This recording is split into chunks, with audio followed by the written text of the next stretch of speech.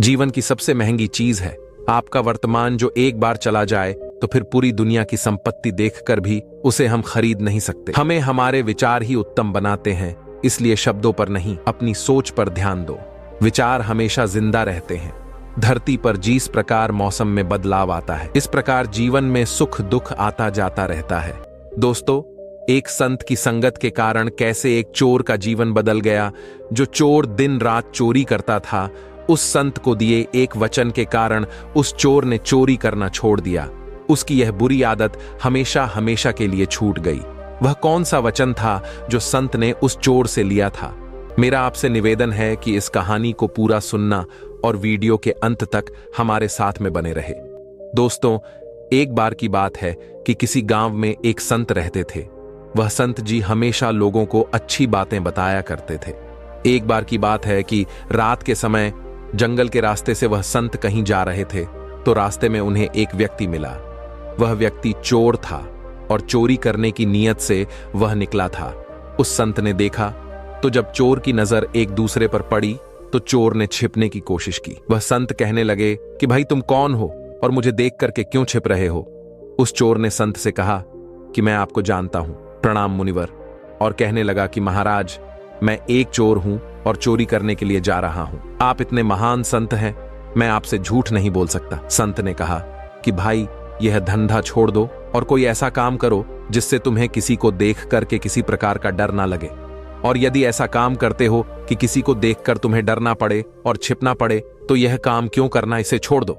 उस चोर ने कहा कि महाराज, मेरे पिताजी भी यही काम करते थे और मैं भी केवल यही काम जानता हूं, और इसके सिवाय दूसरा कोई काम मुझे पता ही नहीं है, क्योंकि मैंने कभी किया ही नहीं है और उसके बारे में मुझे जानकारी नहीं है। फिर मैं पढ़ा लिखा भी व्यक्ति नहीं हूं और ना ही मेरे पास इतना धन है कि मैं कोई व्यापार कर सकूं। यदि मैं यह काम छोड़ दूं तो फिर मेरे परिवार का क्या होगा, उनका पालन पोषण कैसे होगा? उसका उत्तर सुनकर के वह संत कहने लगे, अच्छा तो ठीक है, तुम यह धंधा करो, परंतु हमारी एक बात मान लो। उस चोर ने कहा कि आज्ञा कीजिए महाराज, आपका आदेश मेरे लिए अमूल्य है। संत ने कहा कि पहले वादा करो कि तुम मेरी बात को जरूर मानोगे। चोर ने वादा किया और कहा कि आप जो भी कहेंगे मैं आज से वही करूंगा। उस संत ने कहा कि आज से तुम किसी भी परिस्थिति में झूठ मत बोलना, हमेशा सत्य बोलना, तुम्हारा कल्याण होगा। यह कहकर के संत अपने रास्ते को चल दिए। इधर वह चोर सोचने लगा कि झूठ नहीं बोलूंगा तो काम कैसे चलेगा, पर अब तो संत को मैंने वादा किया है, कुछ भी हो जाए अपना वादा नहीं तोड़ सकता। यही सोच करके वह चोर चोरी के इरादे से एक दिशा की ओर चल दिया। जब वह कुछ दूर पर पहुंचा तो उसे एक और व्यक्ति मिल गया। वह वास्तव में वहां का राजा था, जो भेष बदल करके अपने नगर का भ्रमण करने के लिए निकला था। उसने भी चोर को देख लिया।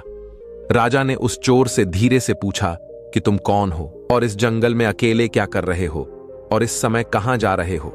चोर मन ही मन विचार करने लगा कि मैंने झूठ बोलना तो छोड़ दिया है, अब तो मुझे झूठ बोलना नहीं है, इसलिए सच सच बता देता हूं, जो होगा देखा जाएगा। यही मन में सोच करके उसने राजा से कहा कि मैं एक चोर हूं और चोरी करने के उद्देश्य से मैं घर से निकला हूं। इस तरह की बात को सुनकर के राजा आश्चर्यचकित हो गया कि अरे, यह कैसा चोर है जो स्वयं ही बता रहा है कि मैं चोर हूं? तुम अवश्य ही कोई सैनिक अथवा गुप्तचर मालूम होते हो।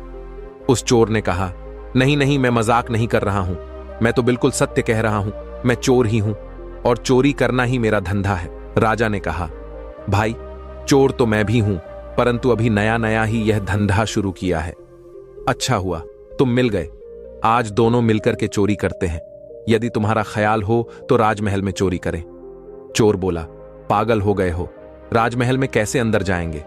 उस राजा ने कहा कि घबराओ नहीं, मेरी बात ध्यान से सुनो। मैं पहले राजमहल में नौकर था, परंतु राजा ने किसी बात पर नाराज होकर के मुझे नौकरी से बाहर निकाल दिया था। क्योंकि राजा ने मुझे निकाला था, इसलिए दूसरा कोई मुझे नौकरी देने को तैयार नहीं हुआ। इसलिए मैंने यह धंधा अपनाया है। मुझे राजमहल के एक एक गुप्त द्वार का पूरी तरह से पता है, किधर से आना है और किधर से जाना है, यह मुझे भली भांति पता है। इतना कह करके राजा उस चोर को साथ लेकर के राजमहल की ओर चल दिए। तब उस चोर को बिल्कुल भी अंदाजा नहीं था कि उसके साथ जो व्यक्ति है वह खुद एक राजा है। कुछ समय बाद वह दोनों महल के पिछले द्वार पर जा पहुंचे।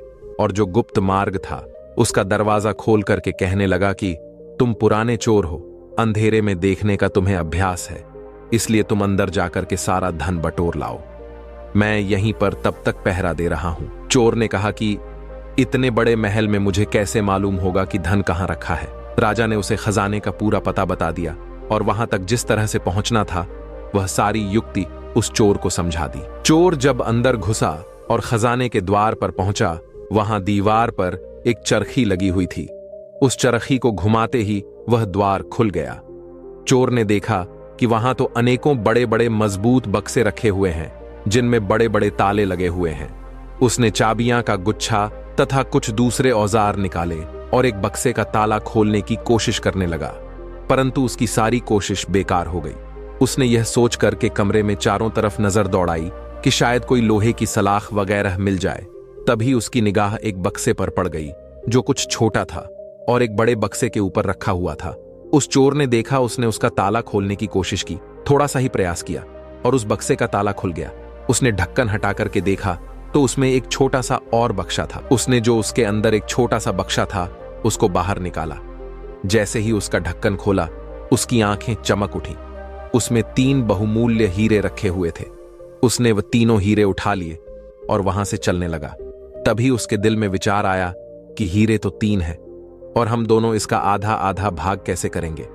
मैं झूठ बोल करके एक हीरा अधिक अपने पास रख लूं, यह मैं करूंगा नहीं, क्योंकि मैंने झूठ ना बोलने का वादा किया है और इतने बड़े संत से किया है जो संत हमेशा दूसरों का भला करते हैं और सदैव सत्य बात बोलते हैं। मैंने ऐसे संत से यह वादा किया है। यही सोच करके उस चोर ने एक हीरा उस बक्से में वापस रख दिया और वह महल से बाहर निकल आया। बाहर आकर के उसने राजा से कहा, ये 2 हीरे लाया हूं, एक तुम्हारा है और एक मेरा है। यह कह करके उसने एक हीरा राजा को दे दिया और दूसरा हीरा अपने पास रख करके चला गया। उसके जाने के बाद राजा ने सोचा कि हीरे तो संदूक में 3 थे। फिर उसने यह क्यों कहा कि मैं 2 हीरे लाया हूं, चल करके देखना चाहिए। यही विचार करके राजा जब वहां पहुंचा तो वह देखता है कि एक हीरा उसी छोटे से बक्से के अंदर रखा हुआ है। यह देख करके वह राजा बड़ा हैरान हुआ कि यह कैसा चोर है जो चोरी भी करता है और सच भी बोलता है। राजा ने उस खजाने का द्वार खुला छोड़ दिया और अपने सैन कक्ष में जाकर के वह राजा सो गया। जब सुबह हुई और थोड़ी देर हुई तो हल्ला मच गया कि राजमहल के खजाने में चोरी हो गई। चारों तरफ यही चर्चा होने लगी। राजा ने अपने मंत्री को बुलाया और चोर के बारे में पता लगाने के लिए कहा। राजा के कहा कि खजाने का द्वार खुला हुआ मिला है, अवश्य ही यह किसी चोर का काम है और अति शीघ्र इसकी जांच करो और उस चोर का पता लगाओ कि वह कहां रहता है और उसने चोरी क्यों की। मंत्री ने कहा कि जो आज्ञा महाराज। यह कहकर मंत्री खजाने वाले कमरे में पहुंचा। सब बक्से जैसे के तैसे रखे हुए थे, केवल एक छोटे बक्से का एक ढक्कन खुला हुआ था। उसने उसमें एक छोटा सा जो बक्सा रखा हुआ था उसको निकाल करके देखा तो उसमें एक हीरा अभी भी रखा हुआ था। मंत्री को पता था कि ये जो बक्सा है इसमें 3 बहुमूल्य हीरे थे। वह सोचने लगा कि ऐसा मालूम पड़ता है कि किसी चोर ने जल्दी में एक हीरा यहीं छोड़ दिया है। अब क्यों ना यह हीरा में रख लूं, चोरी तो हुई ही है। चोर जब पकड़ा जाएगा तो वह लाख कहता रहे कि मैंने हीरे नहीं चुराए हैं, उसकी कौन मानेगा। यही सोच करके उस मंत्री ने वह हीरा अपने पास रख लिया और फिर राजा को आकर के सूचना दी कि सारे बक्से ठीक ठाक रखे हैं, केवल एक जो बक्सा था जो छोटा था वही खोला गया है और उसमें 3 हीरे रखे हुए थे। वह तीनों हीरे चोर लेकर के चला गया। मंत्री की बात को सुनकर के राजा मन ही मन मुस्कुराने लगा। उसने मंत्री को शीघ्र ही चोर की तलाश करने का आदेश दे दिया। चारों तरफ उस चोर की तलाश शुरू हो गई और सिपाहियों ने जल्द ही चोर को पकड़ लिया गया और उस चोर को राजमहल ले आए। राजा के दरबार में जब उस चोर को पेश किया गया तो राजा ने चोर से कहा कि क्या तुमने रात में राजमहल में घुस करके हीरे की चोरी की है।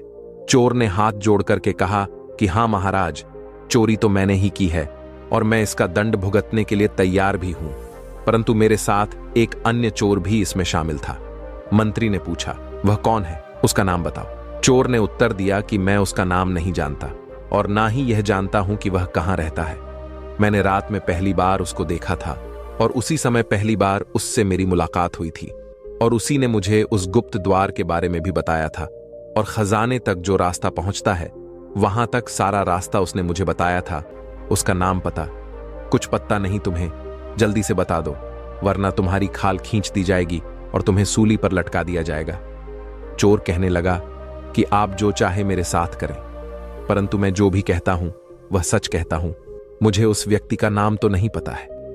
मैं रात की सारी घटना आप लोगों को कहता हूं। यह कहकर उसने रात की जो भी घटना घटी थी, जैसी भी घटी थी, वह सारी घटना राजा को बता दी और वह हीरा जो उसके पास था निकाल करके राजा के सामने रख दिया। यह देख करके मंत्री क्रोध से भड़क उठा। मंत्री ने कहा, तुम चोर हो, तुम्हारी बातों पर विश्वास नहीं किया जा सकता। तुम कहते हो कि तुमने केवल 2 हीरे चुराए हैं और उसमें 1 हीरा तुमने अपने एक साथी को दिया है, परंतु चोरी तो 3 हीरे की चोरी हुई है। फिर तीसरा हीरा कहां चला गया? चोर के कुछ कहने से पहले ही राजा कहने लगा कि मंत्री जी, यह चोर बिल्कुल सही कह रहा है। वह 2 हीरे चोरी हुए थे और इसमें उनमें से 1 हीरा अपने साथी को दिया था और एक स्वयं अपने पास रख लिया था। इसका यह सबूत है कि रात को इसका साथी मैं ही था। मैं रात में जब भेष बदल करके अपने नगर में भ्रमण कर रहा था, तभी मेरी इस चोर से मुलाकात हुई थी और जो हीरा इसने मुझे दिया था वह यह रहा। इतना कहते ही राजा ने अपने हाथ में वह हीरा दिखाते हुए सबके सामने रख दिया। इस तरह से उस दरबार में चारों तरफ सन्नाटा छा गया। राजा बड़ी देर तक मौन बैठा रहा, फिर कहने लगा कि जब यह मेरा हिस्सा मुझे देकर के चला गया तो मैंने खजाने में आकर जब जांच की तो मुझे वहां पहुंच करके यह देख करके बड़ी हैरानी हुई कि तीसरा हीरा उसी छोटे से बक्से में रखा हुआ था। मंत्री जी, सुबह आपने मुझसे झूठ कहा गया कि चोरी 3 हीरे की हुई है, जबकि चोरी सिर्फ 2 हीरे की हुई थी, तो इसका मतलब वह हीरा आपने चोरी किया है। आप अपनी जेब में से वह हीरा निकालिए। राजा के यह कहते ही सबकी नजर मंत्री की तरफ घूम गई, जो भय के मारे वह कांप रहा था। राजा के आदेश से हीरा उसके पास से बरामद कर लिया गया और चोरी के अपराध में उस मंत्री को जेल में डाल दिया गया। उसके बाद राजा ने चोर से कहा कि तुम चोरी भी करते हो और फिर सत्य भी बोलते हो। मुझे इसका रहस्य बताओ। तुम चोरी करने के बाद तो चोर हमेशा झूठ बोलता है। तुम कैसे चोर हो जो चोरी करने के बाद अपना सारा गुनाह कबूल कर लेते हो? इसका मैं रहस्य समझना चाहता हूं। उस चोर ने कहना शुरू किया कि महाराज, मैं उनसे मिलने गया था। वह संत ने मुझसे वचन लिया था कि तुम सदा ही सत्य बोलोगे और मैंने उस संत को वचन भी दिया था कि मैं आज के बाद हमेशा सत्य बोलूंगा। यही कारण है कि मैं उस दिन चोरी करने जा रहा था और आप जब मुझे रास्ते में मिले तो मैंने सारी बातें आपको बिल्कुल सच बताई थी। राजा ने कहा कि मैं तुमसे बहुत प्रसन्न हूं और मैं तुम्हें अपना मंत्री बनाना चाहता हूं। उस चोर ने कहा कि महाराज, यह आपकी बड़ी ही मेहरबानी है कि मुझ जैसे चोर को आपने सजा न देकर के मुझे मंत्री का पद भेंट किया है, परंतु जिनका वचन मानने से ही आज मुझे आप मंत्री का पद देने के लिए तैयार हो गए हैं, मैं तो अब उनकी ही शरण में रहूंगा। ऐसा मैंने निश्चय कर लिया है, क्योंकि उनकी एक बात मानने से मेरा जीवन बदल गया है था। एक संत की बात मानने के कारण आज एक राजा मुझे मंत्री का पद दे रहा है। क्यों ना मैं उनकी संगति करूं और उनके बताए हुए सारे रास्ते पर चलूं, जिससे मेरे जीवन का सुधार हो जाए। उस चोर की बात को सुन करके राजा बहुत प्रसन्न हो गया और राजा ने उस चोर से कहा कि जाइए, आप उस संत की सेवा करो। दोस्तों, एक संत की संगति के कारण उस चोर का पूरा जीवन बदल गया।